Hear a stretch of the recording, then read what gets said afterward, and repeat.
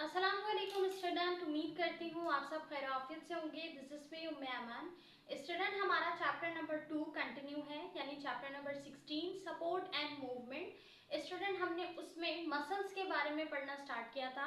आज की इस वीडियो में हम अपने दो छोटे टॉपिक लेकिन बहुत ही इंपॉर्टेंट टॉपिक को डिस्कस करेंगे। ठीक है, तो हमारा टॉपिक कौन सा है? हमारा टॉपिक है मसल फटीग और दूसरा टॉपिक है क्रैम्प्स। तो हम पढ़ेंगे मसल फटीग के बारे में और क्रैम्प्स के बारे में। ठीक है, सो मसल फटीग होता क्या है? फटीग कहते हैं स्टूडेंट थकावट को। ठीक है, दर्द को भी और थकावट को भी। मसल यानी हमारे मसल्स की थकावट। ठीक है, मसल्स में तकलीफ होना, थकावट महसूस करना। सही, तो आपने अक्सर देखा होगा कि हमें बहुत ज़्यादा मूवमेंट की वजह से, बहुत ज़्यादा वर्क की वजह से क्या होता है, हमारे मसल जो हैं वो किस तरह हो जाते हैं, हमें पेन प्रोवाइड करना शुरू हो जाते हैं, यानी वो थकावट महसूस करना शुरू हो जाते हैं। सही, तो हम उस थकावट से रिलीफ के लिए क्या करते हैं, अपने आप को थोड़ा रिलैक्स करते हैं, रेस्ट करते हैं, ताकि हमारे मसल को क्या मिले, थोड़ी रिलैक्सेशन मिले। ठीक है, थोड़ा आराम मिले। तो आपने क्या इसके पीछे की बायो पढ़ी है कि हमारी बॉडी जब बहुत ज़्यादा थकावट की शिकार हो जाती है तो थोड़े से रेस्ट करने के बाद हम काफ़ी हल्का महसूस करते हैं, हमारे मसल थोड़ा रिलीफ में आ जाते हैं, रिलैक्स हो जाते हैं।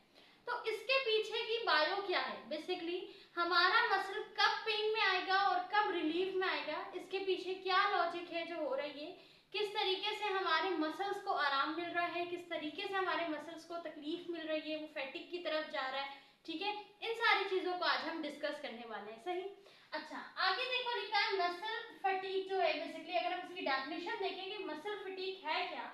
So muscle fatigue happens when a muscle is used continuously for a long time and loses its ability to contract. अब मसल फटीग कब होता है? मसल फटीग जब होगा जब आपका मसल मुस्तकिल इस्तेमाल होगा, मुसलसल आप अपने मसल्स को मूवमेंट में लाएंगे, मुसलसल आप अपने मसल्स की मूवमेंट करवाएंगे, उसे यूज करेंगे, तो क्या होगा कि उसकी जो एबिलिटी है कॉन्ट्रैक्ट करने की, ठीक है, वो कॉन्ट्रैक्ट होने की एबिलिटी, सलाहियत वो लूज करता जाएगा। ठीक है, यानी मसल अपनी कॉन्ट्रैक्शन की सलाहियत को लूज करता जाएगा। सही, इस वजह से क्या होगा, एक कंडीशन बनेगी, उस कंडीशन को हम कहते हैं मसल फटीग, यानी मसल्स का बहुत ज्यादा थकावट महसूस करना। ठीक है, तकलीफ महसूस करना। अब मुसलसल आपका मसल जो है वो मूव कर रहा है, आप उसको अपने वर्क में ले रहे हो। ठीक है, मुसलसल खड़े हुए हो आप, सही, आप बैठे नहीं, आपने रेस्ट नहीं किया, क्या होगा, आपके मसल्स में तकलीफ होना शुरू हो जाए, क्योंकि मसल अपनी सलाहियत, किसको, कॉन्ट्रैक्शन की सलाहियत को खो रहा है। ठीक है, वो आहिस्ता आहिस्ता अपनी एबिलिटी ऑफ कॉन्ट्रैक्शन लूज कर रहा है। इस वजह से क्या होता है, मसल अपनी बॉडी में, यानी अपने मसल्स जो है वो पूरी बॉडी में फिर थकावट के सिम्टम्स जो है वो शो करता है, क्रैम्प्स होना शुरू होते हैं। सही है, तो जब जब मसल हम बेतहाशा मुस्तकिल क्या करेंगे, मूवमेंट करेंगे, मुस्तकिल अपने मसल से काम लेंगे, यानी मसल्स को ढीला नहीं छोड़ेंगे, हम उसको रिलैक्सेशन नहीं देंगे, रेस्ट नहीं करेंगे, मुसलसल लगे रहेंगे, तो फिर क्या होगा, हमारी बॉडी में पेन क्रिएट होगा, फैटिग जो है वो क्रिएट होगी और थकावट महसूस होगी हमें। सही, इसके पीछे लॉजिक क्या, ऐसा होता क्यों है? This is mainly due to buildup of lactic acid. अब हमारी बॉडी में जब हद से ज्यादा लैक्टिक एसिड बनना शुरू होते हैं तो उस वजह कर ये बेसिकली मसल अपनी कॉन्ट्रैक्शन को लूज करता है और थकावट बनती है। सही, तो ये जो लैक्टिक एसिड है आपने पढ़ा होगा, जब हमारी बॉडी में एनाएरोबिक रेस्पिरेशन होता है, व्हिच अकर ड्यूरिंग एनाएरोबिक रेस्पिरेशन, तो इस एनाएरोबिक रेस्पिरेशन के दौरान ये लैक्टिक एसिड प्रोड्यूस होता है और वहां पर ऑक्सीजन की कमी होती है। ठीक है, एनाएरोबिक रेस्पिरेशन में क्या होता है, लैक ऑफ ऑक्सीजन होता है, तो जब ऑक्सीजन की कमी होगी और लैक्टिक एसिड मुसलसल प्रोड्यूस होगा।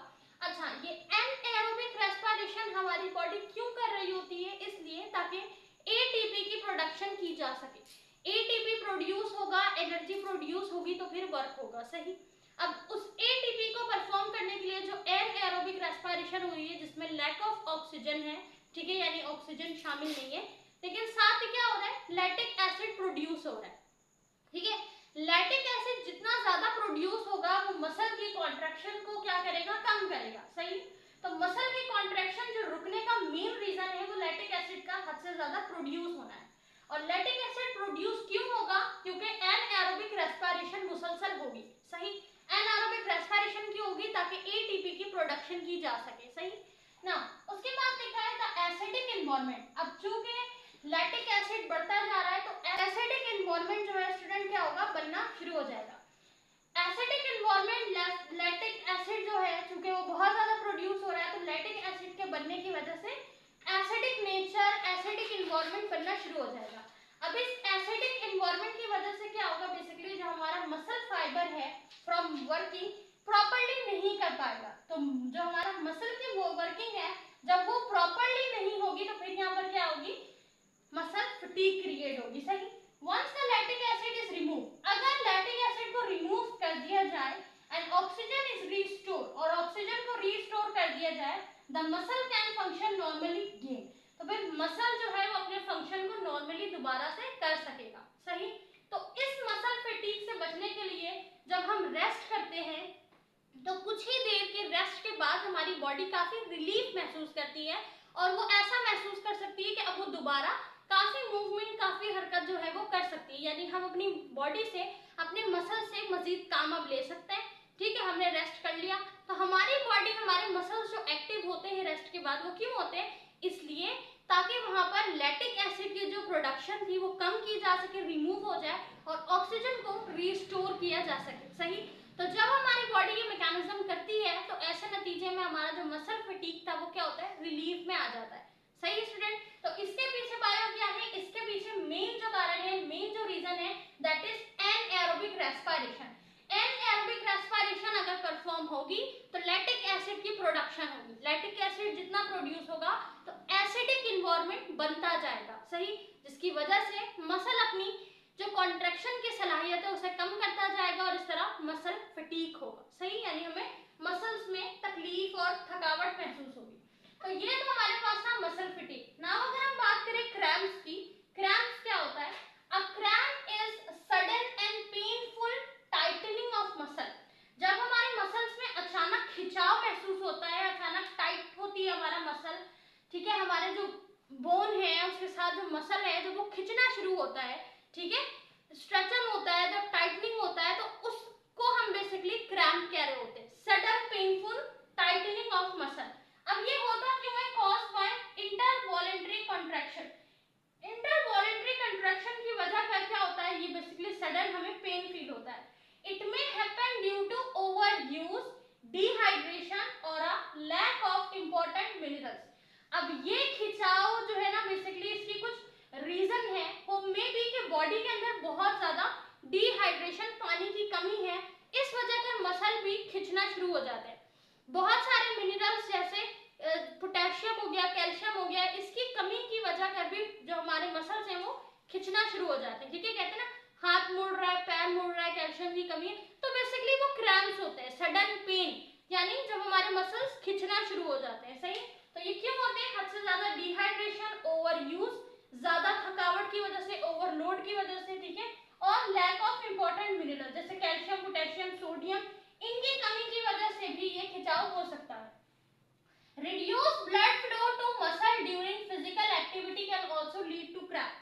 इसके साथ ही reduced blood flow, blood का जो flow है जब वो बहुत कम होगा, reduce होगा, तो इसकी वजह से physical activity जो है उसकी वजह से भी असर आ सकता है क्रैम्प में। यानी क्रैम्प जो है ना, फिजिकल एक्टिविटी के दौरान ब्लड का जो फ्लो है वो लूज है, बट फिजिकल एक्टिविटी तो हो रही है, इस दौरान भी क्या हो सकता है, हमारे मसल्स में क्रैम्प्स पड़ सकते हैं। सही ना। अब इस क्रैम्प से रिलीफ किस तरह हासिल किया जाए, relief can be achieved by gently stretching and massaging the muscle. जब हम अपने मसल को स्ट्रेच करते हैं, जेंटली, आराम से स्ट्रेच करते हैं और मसाज करते हैं पेन वाली जगह पे, तो हमारे मसल्स को काफी रिलीफ महसूस होता है। इसके साथ ही अप्लाइंग हीट और आइस, गरम पट्टी या फिर आइस का इस्तेमाल करके भी मसल्स के पेन को जो है, क्रैम्प्स को कम किया जा सकता है। एंड स्टेइंग हाइड्रेटेड, और हद से ज्यादा वाटर के यूज से भी हम क्रैम्प से बच सकते हैं। ठीक है, तो क्रैम्प बेसिकली क्या है, इन दोनों में डिफरेंस याद रखिएगा। क्रैम्प्स हम कहते हैं सडन पेन को, यानी अचानक हमारी मसल्स के खिंचने को जो हमें तकलीफ मिलती है, ठीक है, अचानक जो कमर में जोर पड़ता है, तकलीफ होती है, कभी पैर मुड़ जाता है, हाथ मुड़ जाता है, हमारे मसल्स जब खिंचते हैं तो इसे हम कहते हैं क्रैम्प्स। ठीक है, इसका रीजन में भी आपसे पूछ लिया जाए कि क्रैम्प्स का रीजन क्या है। क्रैम्प का रीजन जो है बेसिकली डिहाइड्रेशन यानी पानी की कमी, कैल्शियम की कमी, सोडियम पोटेशियम की कमी यानी असेंशियल मिनरल्स की कमी की वजह कर भी क्रैम्प्स होते हैं। इसके साथ ही ओवर एक्सरसाइज, ओवर वेट की वजह कर, रेस्ट ना करने की वजह कर, ओवरलोड की वजह कर भी क्रैम्प्स पड़ सकते हैं। ठीक है, क्रैम्प्स से बचने के लिए हल ये है कि अगर आप अचानक आपकी बॉडी में कहीं क्रैम्प्स हो यानी कहीं तकलीफ शुरू हो गई हो, मसल्स खिंच गए हो, तो उसको जेंटली मसाज करने से, रब करने से, ठीक है, वहां पर जो है ना मुख्तलिफ जो है वो जो क्रीम्स होती हैं मसल्स के लिए, हम बाम कहते हैं, उसको यूज करके भी आप इजिली जो है वो रिलैक्सेशन हासिल कर सकते हैं, आपके मसल्स रिलीव में आ सकते हैं। लेकिन अगर हम बात करें मसल फिटीग की, तो मसल फिटीग बेसिकली क्या होता है, जब हमारी बॉडी में मसल्स के एतराफ एसिडिक एनवायरनमेंट ज्यादा क्रिएट हो जाता है लैक्टिक एसिड की वजह कर, तो फिर बेसिकली क्या होता है, मसल अपनी कॉन्ट्रैक्शन की एबिलिटी को खो देता है। तो ये आपको रेस्ट लेने के बाद जो है काफी रिलीफ महसूस होता है, क्योंकि रेस्ट के दौरान हमारी बॉडी में ऑक्सीजन अगेन रीस्टोर होता है और लैक्टिक एसिड रिमूव होता है। तो ऐसे नतीजे में हमारे जो मसल्स हैं वो काफी रिलीफ महसूस कर रहे होते हैं। ठीक है, इन दोनों की डेफिनेशन अच्छे से याद कर लो कि डेफिनेशन ऑफ मसल फटीग क्या है, डेफिनेशन ऑफ क्रैम्प्स क्या है, रीजन क्या है बिहाइंड और इनके ट्रीटमेंट क्या है। ठीक है, इनका ट्रीटमेंट क्या है, इसको किस तरह हल किया जाएगा, ये आपसे एज अ रीजनिंग क्वेश्चन और एज अ डेफिनेशन में पूछा जा सकता है। आई होप कि ये दोनों छोटे टॉपिक आपको समझ आ गए हो। टेक केयर ऑफ योरसेल्फ, मिलते हैं अगले लेक्चर में। अल्लाह हाफिज।